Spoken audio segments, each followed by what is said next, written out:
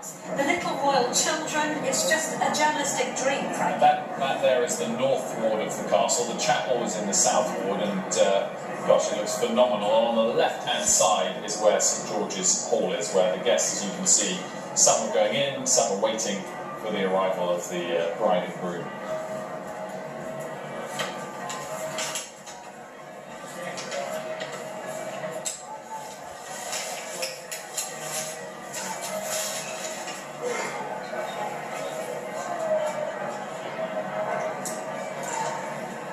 They'll sit down for lunch in a few. Or stand up for lunch. Bowl food. Oh, that's right. That's Yeah, right. it's not a sit down. But Hoda and I were getting geared up on our British etiquette, and we understand that you have to, when the Queen stops eating and her plate is cleared, that's It's it. over. You've got to stop. So you have to keep your eye on the Queen and make sure that you eat while she She does. uses a handbag as well as a tip for that. The What do you handbag mean? goes on the table, done.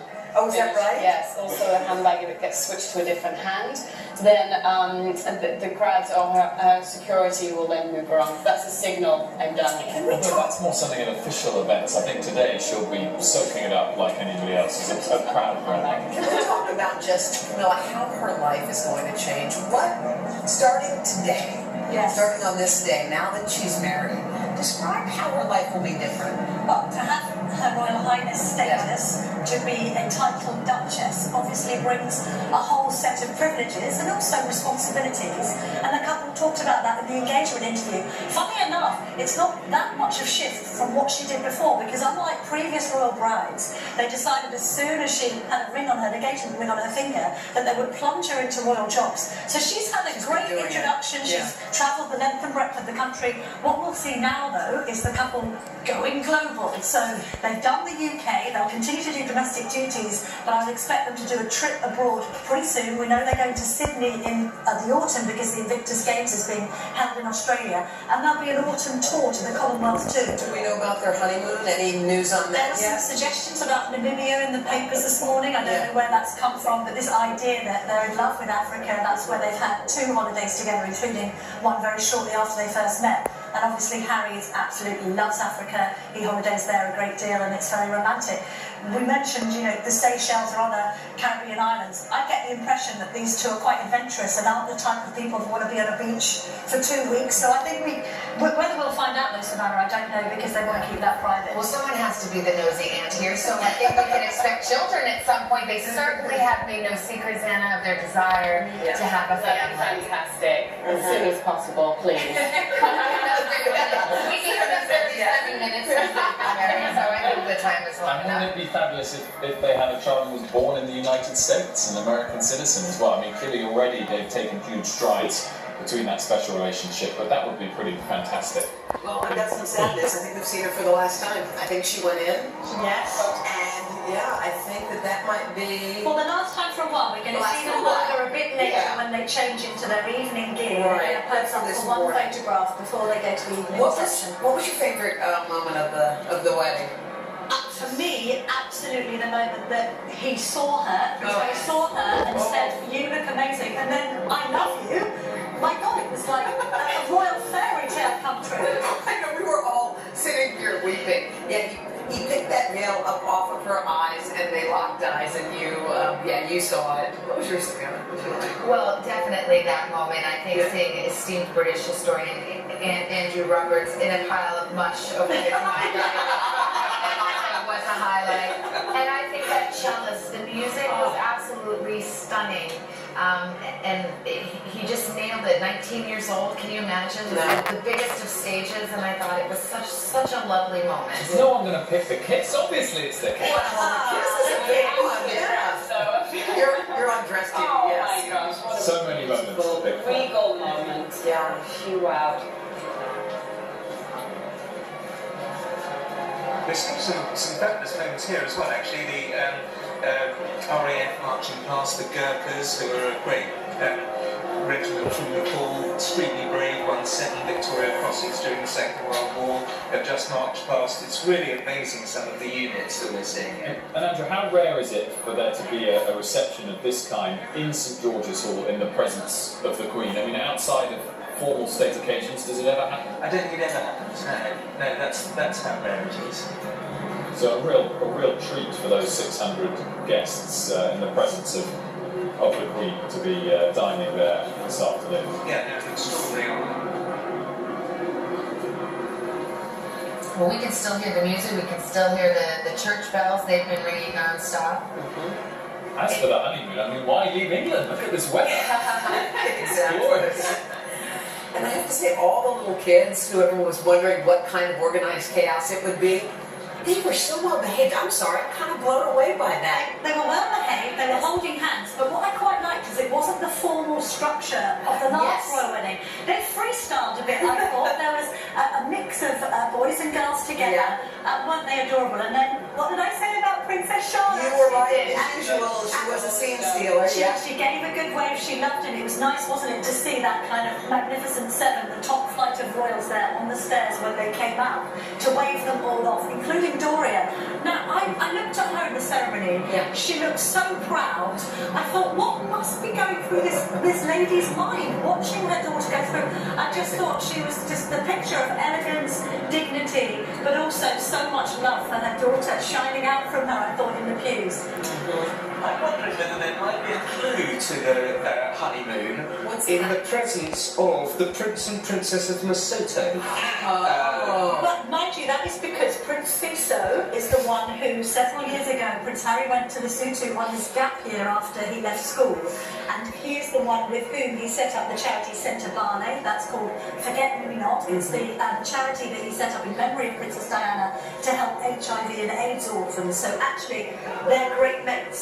So that could be. Do you think it might be a nice place to go? It'd be a good place to take Meghan. Yes, certainly. Show her his good works out there. Botswana is such a place that he loves. What is it about that spot? Why? Well, people like me can't get anywhere near him, probably, and photographers. It's completely tranquil. He was taken there when he was 13, shortly after his mother died, and actually he felt it was quite a restorative experience, and that's why he's always associated it with kind of coming out of that grief and trying to make sense of his life. And of course they had a date there, didn't they, Harry and Meghan, earlier on? You can call it a date when you travel to another continent. Another camping holiday. Yes, it's glamping, right? Camping. Al Roker is along the procession route, still on a natural high from his encounter with royalty. Hey, Al. Hey guys, you know, it really was very exciting. I don't know that I'd call it my Joe Biden moment, but you know, getting a little wave and a little look.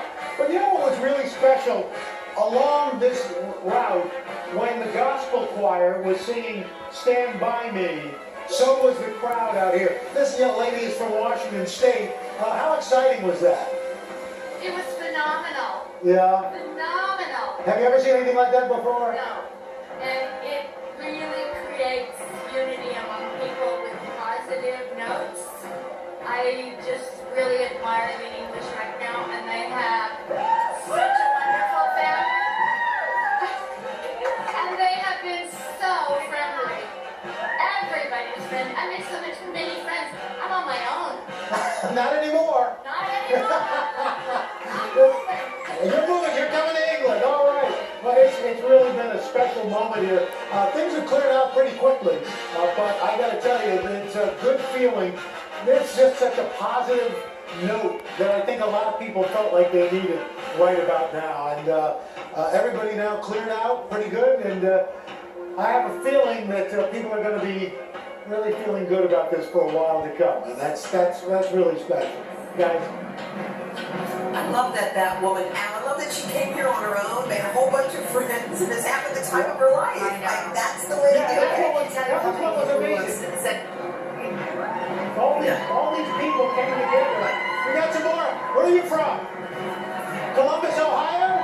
Yeah? Now, did you come here specifically for this? Your mom and what was your favorite moment? The carriage ride? Was it worth it? What time did you get down here? 5 a.m. That's about the same time we did. That's pretty cool. And we got a band coming down the road. It's still a festival that's going on. We're all basking in it, guys. It's so awesome. I mean, people all come there because they want to share this little cultural moment. And so many people at home, don't you have so many friends? Yes. I'm going to get up early, I'm going to make tea, I'm having a royalty party, a watch party. That theme that I was discussing, the ability of a big royal occasion to unite a nation, unite everyone outside the UK watching as well. It's the fact that the Queen is head of state, she's not involved in politics in any way, so everyone can just put any other dispute to the side, whether it's a serious political dispute or which team you're going to support in the soccer final today as well. It puts it all aside and unites a nation in a remarkable way. I think it's kind of nice that there weren't politicians here, I've got to say, because I think the story would have been a totally different story had that been the case, and now it's just about these two. And it's a luxury that Harry has because he's sixth in line to the throne, so he didn't have it in a place where you could have legions and legions of people, so he didn't have to make those compulsory invitations. That's right, and they call Harry, unfortunately, the so-called spare to be there. But that's how he quite likes it when he was a boy. I think Prince William once said that when he grew up he wanted to do X, Y, and Z. And Prince Harry just said, no, you can't do that because you've got to be king. However, I can do what I like. But actually, you know, he isn't a spare at all, is he? He's carved out a path for himself charitably and makes a huge contribution to the family. Can we just look for 1 second, just because we have to relive it again? Oh, there we are. Smitten. Look, can we just comment on how beautiful the makeup is as well? Yes, it's so natural. Talk about that. Samuel Martin did her makeup. He's a wonderful makeup artist based in New York. He's met her many times and worked with her. He also works with the likes of Jessica Alba, but she's fond of a big lash. So I'm presuming we're making with a few fleshy lashes on the side. They're very natural. And Meghan has said before that she loves her freckles. And she sometimes would be photographed as an actress in these magazines and they would kind of airbrush the freckles out. And she didn't like that. She said, I love my freckles. I feel like we saw some of her freckles today. Absolutely. Sheer skin, a beautiful nude lip, and lots of smoky eyes. And she said, who was her favorite wedding gown, Xander? Were you telling me? Caroline Bessette. Caroline Bessette. And it was very simple and sleek, right? Kind of like the one she's wearing today. That was J.C. Junior's bride. Yes, you see elements of that. I mean, they got married in Georgia on an island, so it was much more effortless and free, but this is kind of the royal version of that.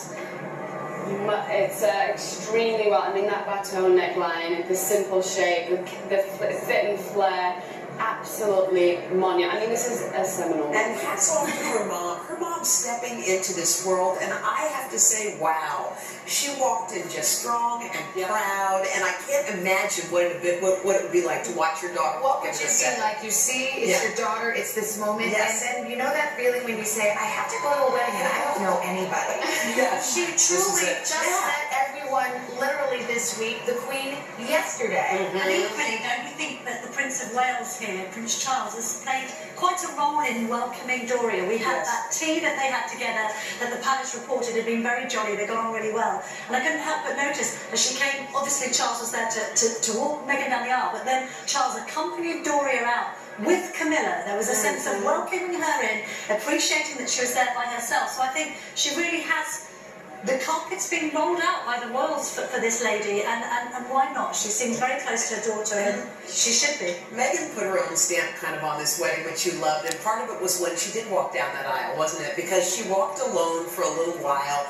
Charles picked her up and took her down the majority of the aisle, and then at the end he didn't, like you said, he didn't give her away. She went on her own. She is a 36-year-old grown woman who's lived a life, and you could tell, like, I felt that. Absolutely. Assertive and confident. Yes. And look at the bathing of sunlight on her sheer veil. I mean, honestly, you couldn't have written it better, and the look on Harry's face was just That's the way every girl dreams of having a guy look at her that way. Yes. Just like that. He rubbed his eye once as well as she approached. I think he was welling up himself. One of the bridesmaids as well was apparently seemed to be crying She's as the well. little girl, The girl as well, the flower girl. And she just looked, Meghan, absolutely stunning. And we used that word earlier in a very regal way, better than we've ever seen her look before. My dad has a little phrase to describe the look that Harry gives. What's that? It's the kind of look you could pour on a waffle. You're dead.